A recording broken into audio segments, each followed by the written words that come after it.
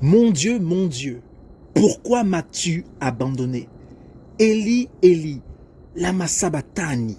Matthieu 27, verset 46. Il est important pour nous de savoir qu'au commencement était la parole, et la parole était avec Dieu, et la parole était Dieu.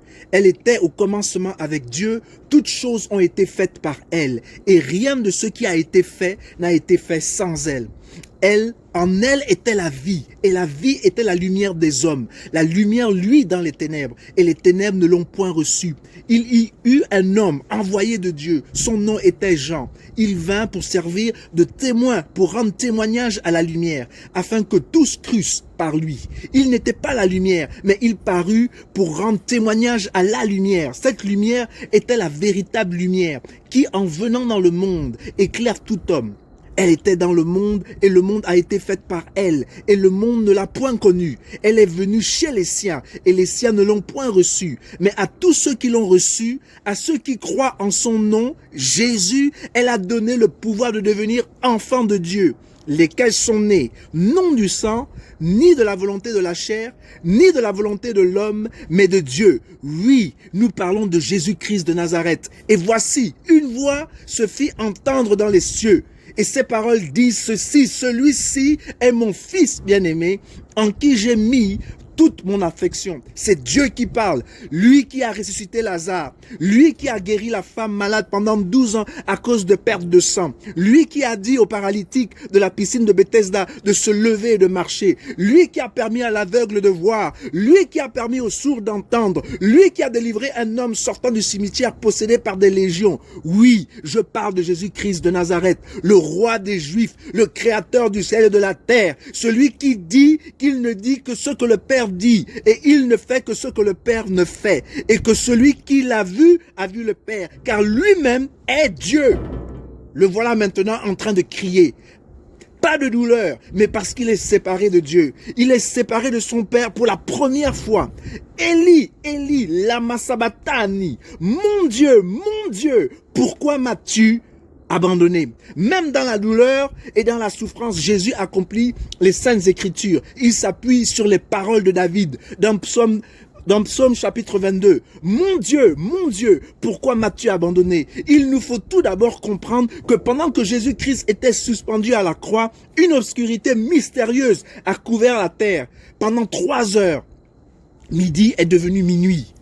On aurait pensé que nous étions au commencement, lorsqu'il y avait des ténèbres sur toute la terre. Pour ce qui est arrivé à Jésus, on aurait pu penser que les méchants allaient être sévèrement punis et que Jésus aurait été instantanément glorifié. Non, les pensées de Dieu ne sont pas nos pensées. Il se passe exactement le contraire de ce que les communs des mortels penseraient. Jésus est isolé, seul, frappé, maltraité, humilié et déshonoré. Pourquoi une telle opprobre sur un homme qui n'a pas commis de faute? Pourquoi une telle ignominie sur un homme juste? Pourquoi une telle souffrance sur un homme qui n'a fait que la volonté de son Père céleste?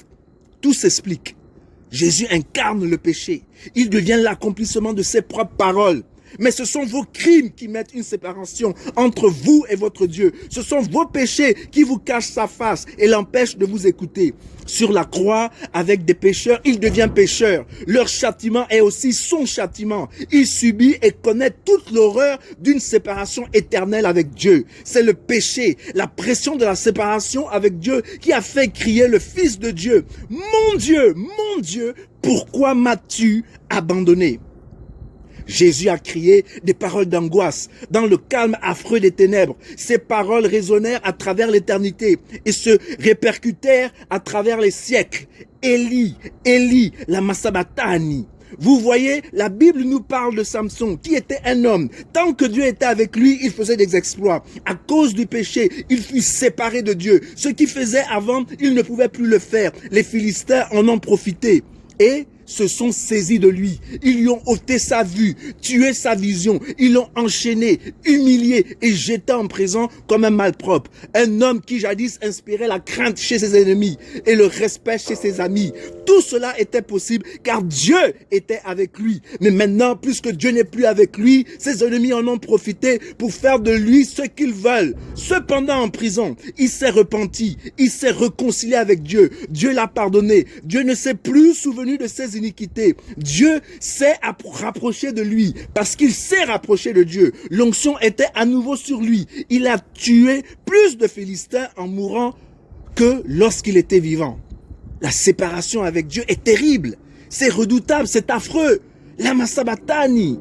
Mon Dieu, pourquoi m'as-tu abandonné? Sachez que dans la savane, les lions et les lionnes, tout comme le diable, cherchent qui ils peuvent dévorer. Et pour cela, ils identifient ou ils essaient d'identifier, tout comme le malin, des antilopes, des gazelles ou des entités, les entités les plus faibles, les plus petites, les proies qui ont tendance à s'isoler du groupe. Je suis venu vous dire que le voleur ne vient que pour dérober, égorger et détruire. Moi, dit Jésus, dans Jean 10, verset 10, je suis venu afin que les brebis aient la vie et qu'elles soient dans l'abondance. N'acceptons jamais d'être séparés de Dieu. Sachez que vous avez été créés par Dieu. Et tant que vous ne reposez pas en lui, vous n'aurez jamais de repos. Vous n'aurez jamais de repos. Dieu vous a créé pour un but bien déterminé. N'acceptez pas la séparation avec de Dieu parce que c'est terrible.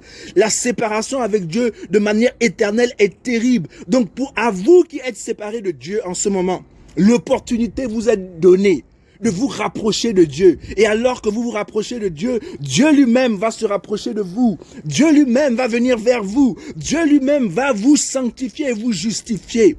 Je vous le répète. Être séparé de Dieu est terrible. C'est tellement terrible que Jésus lui-même a crié. Lama sabachthani, il a crié, mon Dieu, pourquoi m'as-tu abandonné? Bonne fête de Pâques à vous tous et que Dieu vous bénisse tous.